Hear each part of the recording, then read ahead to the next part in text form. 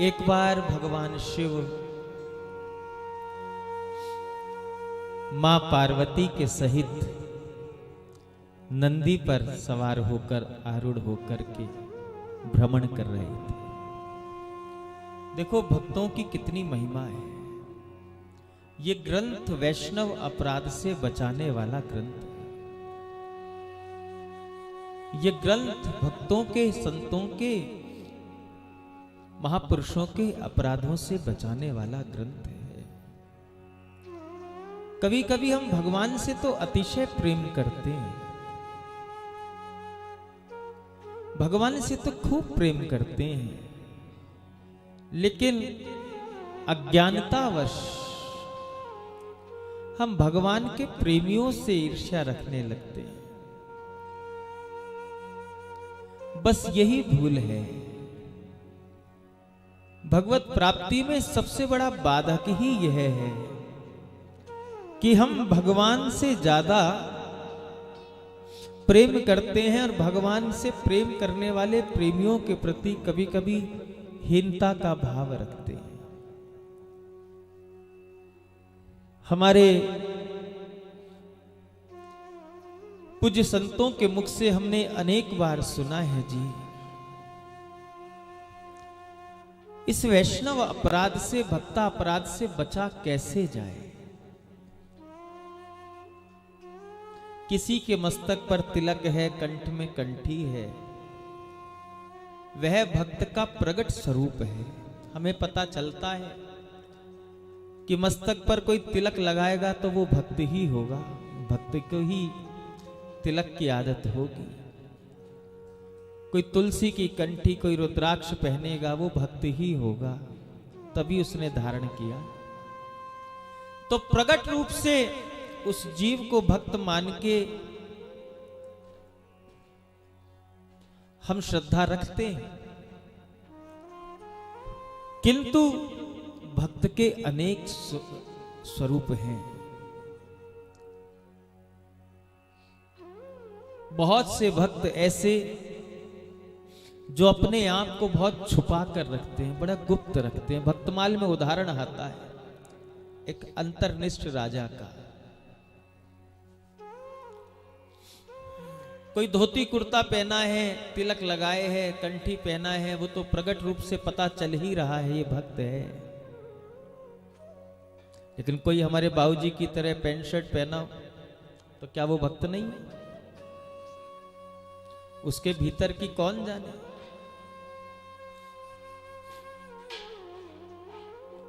जिसका स्वरूप प्रगट है उसको प्रगट स्वरूप से भक्त मान करके उसमें श्रद्धा करनी चाहिए।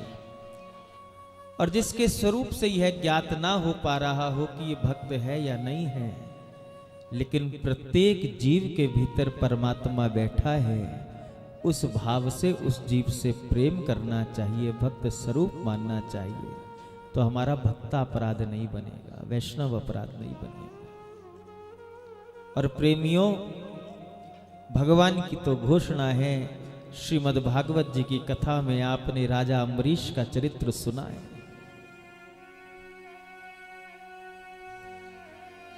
महर्षि दुर्वासा से राजा अम्बरीश का अपराध हुआ और तीनों लोकों में त्राहिमाम त्राहिमाम करते हुए, अपने प्राणों की रक्षा करते हुए पहुंचे हैं बैकुंठ श्री हरि के चरणों में। लेकिन श्री ठाकुर जी ने भी असमर्थता जताई। कहा, दुर्वासा जी, अगर आपने मेरा अपराध किया होता तो मैं आपको क्षमा दान दे देता, लेकिन आपसे मेरा अपराध नहीं, मेरे भक्त का अपराध बन गया है। और मेरे भक्त का कोई अपराध करे, उस अपराध को क्षमा करने में मेरे भीतर भी सामर्थ्य नहीं है। जिनका अपराध किया है आपको तो उन्हीं की शरण में जाना होगा, हमको विस्तार में नहीं जाना है। मूल में हमें बस इतना ही कहना है कि जितना हो पाए, जितना बन पाए, हमें भगवत भागवत अपराधों से बचते हुए भक्ति मार्ग पर प्रशस्त होना है। कोई वैष्णव अपराध ना बन जाए। किसी के प्रति हीन भावना ना आ जाए, किसी के प्रति ईर्ष्या ना आ जाए। एक से एक गुप्त भक्त हैं। एक राजा जिसको कभी किसी ने भजन करते नहीं देखा, मस्तक पर तिलक लगाते नहीं देखा, मंदिर जाते नहीं देखा, और रानी दिन रात चिंता में रहे कि महाराज बहुत अच्छे प्रकार से भली भांति प्रजा का पालन करते हैं, किंतु इनके जीवन में एक कमी है, एक अभाव है कि कभी भगवान का भजन नहीं करते। बस ये चिंता उसको दिन रात सताती। भक्तमाल में बहुत सुंदर चरित्र है अंतर्निष्ठ राजा का, लेकिन रानी को पता नहीं कि मेरा राजा कितना छुपा हुआ भक्त है श्री ठाकुर जी का, लेकिन प्रकट में उसको कभी दर्शन नहीं हुआ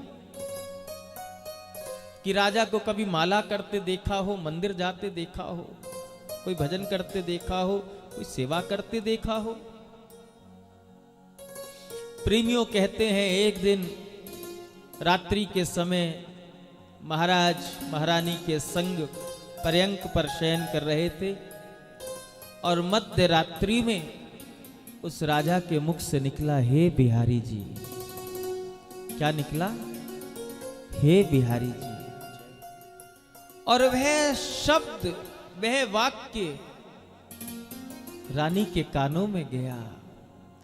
रानी का तो रोम रोम प्रफुल्लित हो गया, भले ही नींद में ही, लेकिन आज राजा के मुख से भगवान का नाम तो निकला, हे बिहारी जी, हे बिहारी। कहते हैं महाराज तो सुबह उठे, स्नान आदि से निवृत्त होकर के अपने राजकाज में लग गए और महारानी ने आज महल को दुल्हन की तरह सजाया, उत्सव मनाया, खूब सुंदर पकवान बनाए, खूब सुंदर सजावट करवाई, द्वार पर शहनाइयां ढोल नगाड़े बजवा दिए। संध्या के समय महाराज जब रानी के महल की ओर प्रस्थान करते हैं तो देखते हैं द्वार पे शहनाइयां बज रही, दुल्हन की तरह पूरा राजभवन सजा हुआ है। भीतर आए, महारानी से पूछा, महारानी क्या बात है, आज कोई त्योहार है जो महल सजवाया है, द्वार पर शहनाई ढोल नगाड़े बज रहे हैं, आज कोई उत्सव है? रानी ने कहा, महाराज आज उत्सव नहीं, आज तो महोत्सव की घड़ी है, महोत्सव की वेला है। राजा ने कहा कि जहां तक मुझे पता है अभी तो ऐसा कोई पर्व, कोई त्योहार आया नहीं है जो इस प्रकार की तुमने साज सज्जा करवाई है, ऐसा उत्सव मना रहे हो। जरा मुझे भी तो बताओ, आखिर किस उपलक्ष्य में महल सजवाया गया है, किस उपलक्ष्य में शहनाई बज रही है, ढोल बज रहे हैं। रानी ने कहा, महाराज मेरे को आपकी कृपा से किसी वस्तु का अभाव नहीं था, लेकिन मैं भगवान से एक वस्तु मांगती थी, श्री ठाकुर जी ने मेरा वो मनोरथ पूरा किया है, वो मनोरथ पूरा हुआ है, इसलिए आज ये उत्सव मनाया जा रहा है। रानी से राजा ने पूछा कि महाराज, रानी ने राजा से पूछा, महारानी आखिर तेरा कौन सा मनोरथ पूरा हुआ है? कहा, महाराज मुझे एक ही चिंता रहती थी, आप भली भांति प्रजा का पालन करते हैं, सदाचारी राजन हैं, लेकिन आपको कभी भजन करते नहीं देखा, आपके मुख से कभी भगवान का नाम निकलते नहीं देखा, लेकिन रात भगवान ने मेरा मनोरथ पूर्ण कर दिया, मेरा मनोरथ पूर्ण हो गया। क्या मनोरथ पूर्ण हुआ? का रात्रि को जब आप शयन कर रहे थे तो आपके मुख से बांके बिहारी का नाम निकला था, आपने कहा था, हे बिहारी जी, हे बिहारी जी, हे बिहारी जी। इतना सुनते ही तो राजा के नेत्रों से अश्रु बहने लगे, रोने लगा, तड़पने लगा, जैसे जैसे किसी साहूकार के यहाँ चोरी हो जाए, सब कुछ लूट के ले जाए तो वो साहूकार रोता है, उसी प्रकार वो राजा रुदन करने लगा। महारानी ने कहा, महाराज रुदन का विषय नहीं है, रुदन का समय नहीं, ये तो उत्सव का विषय है, आप रो क्यों रहे हो? अरे आपके मुख से प्रथम बार भगवान का नाम निकला है, आपको तो आनंद मनाना चाहिए। ये हम इसलिए बता रहे हैं कि भक्त कितने गुप्त होते, हम पता नहीं कर सकते कि बगल में बैठा हुआ हमसे कितना आगे बढ़ा हुआ है भक्ति मार्ग में। हम आंकलन नहीं कर सकते कि हमारे बगल में बैठा हुआ कितना परम वैष्णव परम भागवत बैठा है, हम स्वरूप से नहीं पहचान सकते जी। रानी ने कहा महाराज रुदन का कारण क्या है, आप इस प्रकार रो रहे, तड़प रहे, छटपटा रहे हो। कहते हैं राजा ने हृदय पे हाथ रखा और राजा ने रोते रोते कहा महारानी, जिस ठाकुर को इतने समय से अपने हृदय के उस कक्ष में हृदय आसन पे बंद करके रखा था, जिस ठाकुर को हृदय में सदा बसा करके रखा था, रात वो मुख के द्वार से बाहर निकल गया, मेरे भीतर से मेरे प्रभु का नाम निकल गया। इतना सदमा राजा को बर्दाश्त नहीं हुआ। कहते हैं इतना कहते ही राजा धरती पर गिरा और उसके प्राणों का अंत हो गया। इतना विरह भी नहीं सहा गया राजा से। रानी को जब पता चला कि मेरे महाराज तो ऐसे अंतर्निष्ठ भक्त थे, रानी को भी विरह सहयोग सहा नहीं गया, सहन नहीं हुआ, रानी के भी प्राणों का अंत हो गया। कहने का भाव, कौन कितना पहुंचा हुआ है, कौन कहां तक पहुंचा हुआ है। आधुनिक वेशभूषा में बैठा हुआ जीव भी भीतर ही भीतर भगवान से कितना प्रेम करता है, कौन जान सकता है, कौन पहचान सकता है।